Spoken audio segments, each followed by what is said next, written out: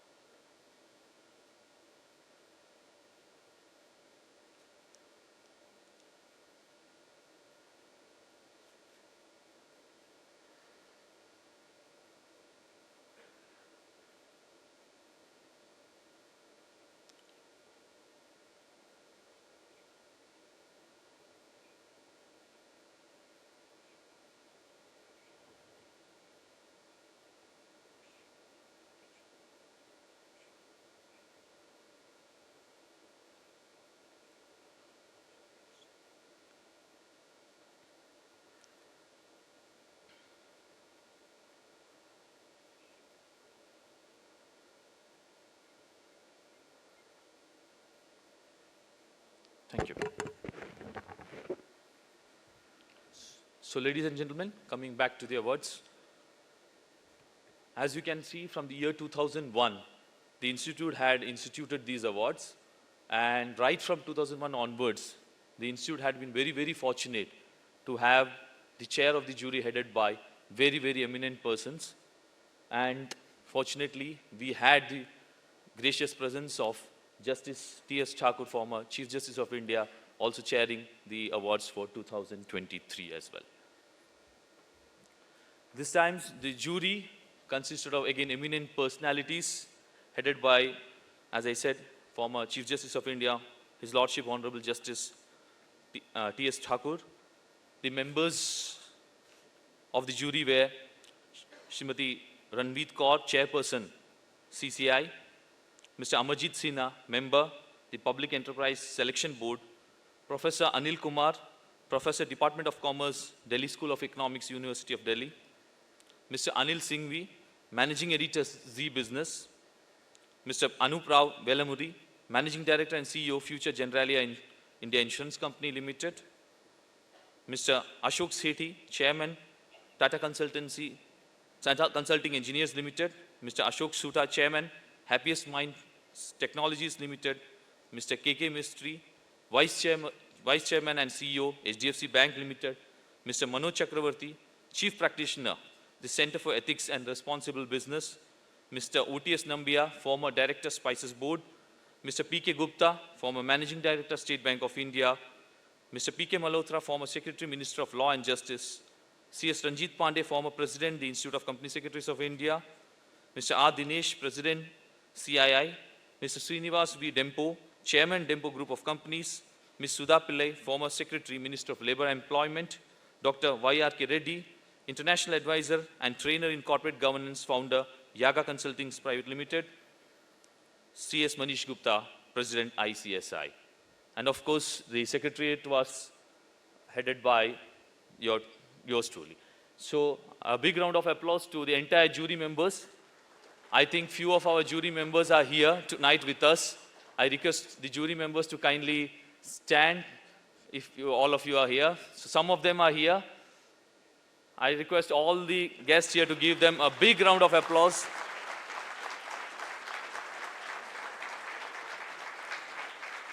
It's a tremendous work they have done. I must share the kind of deliberation, interactions which we had in that jury meeting to come at the right candidate and the kind of qualitative aspects on which the discussions were held. Dear members, we had the fortune of also this function being chaired, function being always graced by the presence of great personalities over the years, and today also we have none other than the Speaker of the Lok Sabha, Shri Om Birla ji, who is expected anytime soon. The members, the awards have been categorized into these categories. That is, we are going to give today the 23rd ICSI National Award for Excellence in Corporate Governance 2023, followed by the 8th ICSI CSR Excellence Awards, then the 5th Best Secretarial Audit Report, the 3rd Best PCS Firm Award, and the 2nd BRSR Award 2023. Now I take you through the Corporate Governance Awards. The Corporate Governance Awards are basically categorized into two major categories, that is the listed companies and the unlisted, and there is further divided on the basis of the turnover, which is again categorized into the large, medium, emerging, and SME. Again, if you go to the unlisted, we have the large, medium, and emerging. This is based on the turnover which has been enumerated there. So there will be total 7 awards there. So we are going to confer today 4 awards to the listed companies, 3 to the unlisted category, and as in ICSI, we would always also simultaneously give the awards to the governance professionals of these 7 companies, and there would be 1 Lifetime Achievement Award for translating excellence in corporate governance into reality. The eligibility criteria: all listed entities and unlisted companies were eligible to participate. We here give normally a 3-year cooling period. That is, a company which has won will not be eligible for the next 3 years to apply for these awards. But if a particular company's category changes based on the turnover, then that cooling off period gets reduced to a period of 1 year. The selection process, dear members, includes a 7-stage process. The stage 1 is the setting up of the questionnaire, which starts right after these awards. Our next process for the 2024 awards will start. So it starts right from January, February itself. So we start making an expert group which frames and reviews the questionnaires, both the first questionnaire and the second questionnaire. The first questionnaire is then sent to all the companies, and it is also made available in the website of the institute. Once we get the feedbacks from the first questionnaire, it is being evaluated again. Then, based on the shortlisting done, the second questionnaire is sent to the shortlisted companies. We also collect responses from the independent directors based on a questionnaire, and further, there is an expert interaction with independent directors.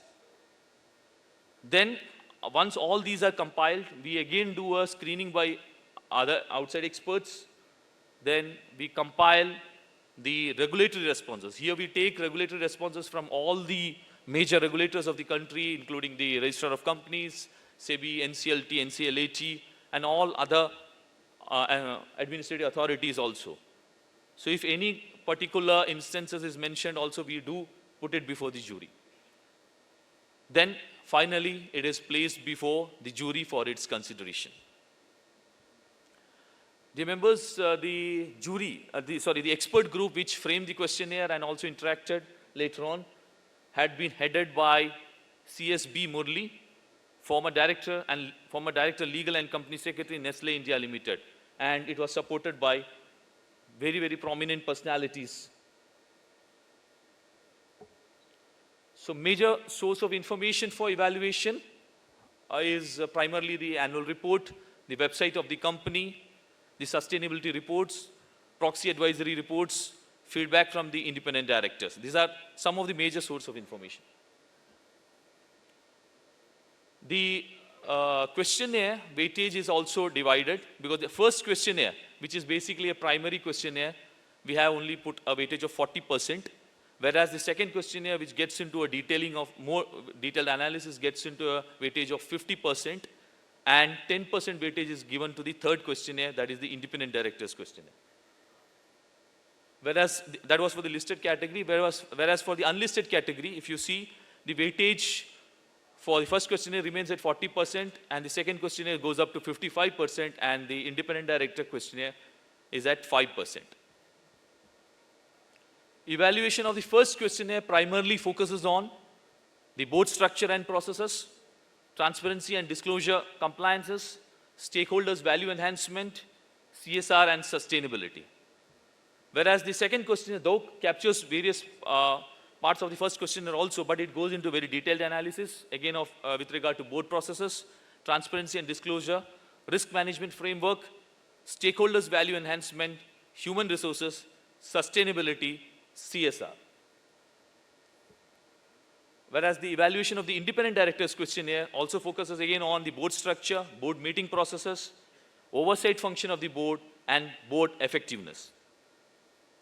Dear members, over the years, we had been doing these awards, as I said, from 2001 onwards. And perhaps 2 years back, when we were sitting in a room and evaluating this entire process, some thought process came across our mind. That was primarily because we saw lot of good initiatives taken by various companies while when we were evaluating these companies. We saw companies were doing much than what was required in terms of maybe the Companies Act, in terms of the SEBI regulations. So they were beyond the compliance levels. And we also saw some of the very good international practices being adopted by various companies. We have seen boards which have a requirement of having the quorum at 50%. So we have seen stakeholder engagement committees being, value chain committees being imbibed by some companies. So there are a lot of, we have seen companies where the workplace innovation committees are there. So we have seen how these companies take those processes and how they define it and how they deliver it. So many of those disclosures are available in the annual reports, and further on the interaction with the independent directors, we further evaluate them. So based on these studies, these inputs, we thought it would be ideal for us to come out with a publication from the institute. So we came out with a very, very good material on corporate governance from compliance to excellence. And we followed up it last year with the version 2 of it, which, as you see, has been entirely divided into major parts containing both effectiveness, transparency and disclosure, risk management, stakeholders' value enhancement, sustainability, workplace innovation. Dear members, I request all of you to please get hold of a copy of this. It's a very well-researched publication, and I must say, I must compliment all the people who have been involved with it. And I must also say here that we are not going to stop here. We are also coming out with the version 3 based on the inputs and evaluations we had this year. So dear friends, before going into the CSR Excellence Awards now, I would also like to state that the Institute has taken a lot of initiatives in terms of the future aspects of the future aspects are concerned, especially with regard to ESG and ESG sustainability and other parameters are required. We have made an exclusive board, independent board for ESG, which has taken a lot of initiatives. We may be the pioneers in working on the concept of stewardship in the country. We saw that in the international arena, some good practices with stewardships are happening. Though that is quite new in this country as of now, but we feel in the next, say, 5 to 10 years, the concept of stewardship would gain a big momentum. And that is where the governance professional's role is going to evolve like anything. And 2-3 important aspects with regard to the global investment, the kind of institutional investment, the kind of informed investment community, the kind of MSME sector emerging in this country, the role of governance professional is going to have a day and night change which is going to come. And in fact, we will see it would be the investors, the institutional investors who would be driving the appointment of the governance professionals, and there would be a lot of value addition reports which would be coming as part of your annual reports. The institute is very much focused on this, and institute is looking at ESG arena. We are also looking at something like responsible investment code and variety of other things which are on the table. So I'm really excited, and I'm looking forward to all suggestions from the members, from the larger community. We are also extending, today morning, we had an outreach program chaired by the president, in which we had invited some few of the company secretaries from big listed companies. In fact, the 2 hours of mine, the deliberations were very, very helpful, and a lot of food for thoughts has been provided to us. So I'm really, really optimistic as far as the role which ICSI is going to play.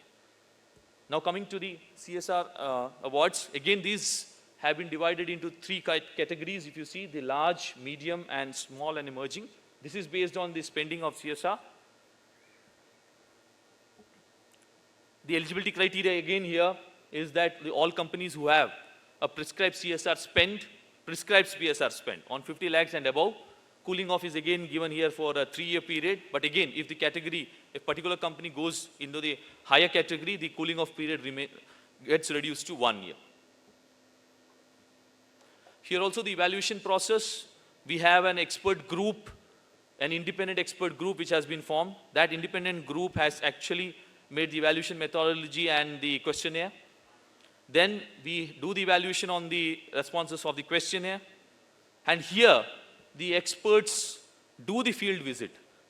They actually go to these places and do see personally about the activities which have been undertaken. We also collect the regulatory responses and other media reports, if any, and place before the jury for its consideration. The weightage, again, here is given on the questionnaire is at 60%, whereas the field assessment and interaction is at 40%. Evaluation happens, the questionnaire primarily takes care of the CSR policy, the stakeholder engagement, strategy, execution and monitoring, reporting and disclosure, sustainability. Whereas the field assessment primarily focuses on the governance and leadership, partnership and its level, program implementation, impact assessment and learning. So we were again fortunate enough that one of our former presidents, Dr. J. Sridhar, Company Secretary and Compliance Officer, Bajaj Auto Limited, had chaired this expert group, and under him there were a lot of experts who have contributed to this questionnaire and further evaluation also. Dear friends, the Institute also started with the Business Responsibility and Sustainability Awards, because you know, as I just said, the kind of change which is happening in the industry with regard to the importance given to the ESG parameters world over. So Institute thought it fit that we should implement this. And this year we are rolling out the second version of it. So this is basically, this award intends to recognize the efforts of the companies in integrating ESG for conducting their business in responsible and sustainable manner. Again, this category is divided into the service and non-service sector. All listed and unlisted companies are eligible to participate. The weightage given, the evaluation process primarily comes from the responses to the questionnaire. Then again, regulatory responses are compiled, and the final selection is done by the jury. The weightage is, if you see, the environmental aspects gets a 30% weightage, the social aspects get a 35% weightage, whereas the governance aspects gets also a 35% weightage. So it covers broadly the entire ESG parameters. This group, also we were fortunate to have a great personality like CS Sudhakarji, who had headed this expert group, and he was also supported by great names there. I'm not naming out each of them. So great names were there who had actually supported in making sure that we have a robust system in place. The Institute further, for the purpose of promoting the concept of secretarial audit and promoting our professionals, instituted the best secretarial audit report, and this is in its 5th version now. Here, the award categories, again, is awarded, one award is awarded to a best secretarial audit report. The requirement are that the secretarial auditor should have an active COP, and he can send 5 secretarial audit reports for evaluation, and these reports should be for the year, financial year 2022-23. Cooling off period also is given here. The winner awardee in individual capacity, 3 years cooling off period is there, and the firm to which that particular secretarial auditor is associated or a partner is associated would also come under that criteria. Evaluation process, again an expert group, separate expert group is made which has framed the questionnaire, and the evaluation is done based on those questionnaires. The basic evaluation of preliminary evaluation is done on the nominations received through the questionnaire. Here, the institute also has a role because certain disciplinary cases, as you all are aware, are there in the institute. So there is a verification done at the institute level on the at the Directorate of Discipline to check any of any precedents or any antecedents if it is there. So that is done. Then the screening of shortlisted secretarial audit reports are done based on an interaction by the same expert group. And the final selection is again placed before the jury for the selection. The evaluation methodology involves a questionnaire weightage is at 70%, and the expert interaction is at 30% weightage. Again, we were fortunate to have one of our former presidents, Shri Devendra V. Deshpande, heading this expert group, and supported, very well supported by our prominent company secretary members, and really they have done a great show. Yes. Dear friends, the institute also instituted the concept of PCS Firm Award. The idea behind this was to actually to inculcate and to take home the idea of building up big PCS firms in the years to come, and to acknowledge their efforts in contributing to the corporate governance culture. As I said, which again on the PCS firms which have gained reputation by following best practices and have been instrumental in promoting good corporate governance. Here the eligible award category is given to the one award is given to the best PCS firm. The eligibility shall be that that particular proprietor partnership LLP should have a registration with the firm registration number or a unique identification number with the ICSI. And the questionnaire, again we had an expert group which evaluated the questionnaire, which framed and evaluated the questionnaire. Then the basic evaluation is done on the basis of the responses on the questionnaire. Again, here also, since it pertains to the members of our institute, we do evaluate based on the records of the Directorate Discipline, that if any particular cases are pending or not. Then, based on all those informations, the final documents are placed before the jury for the selection. The weightage given is, if you can see, the 40% is given on the areas of practice, areas of service, and capacity. Capacity of the PCS firm, its proprietor, and partners. We have given 20% weightage on the infrastructure capacity of the firm, and 40% on the professional conduct of the firm.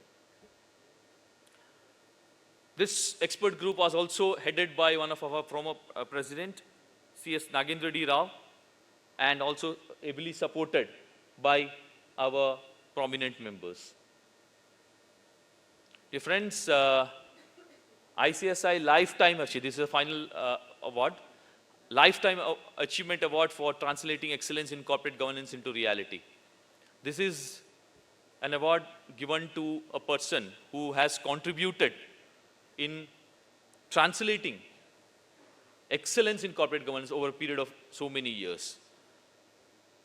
And if you see, there are so many prominent faces, if you can see, who have been awarded previously, who are among the lifetime award winners. And this year also, the jury has selected a name which will be known very soon now.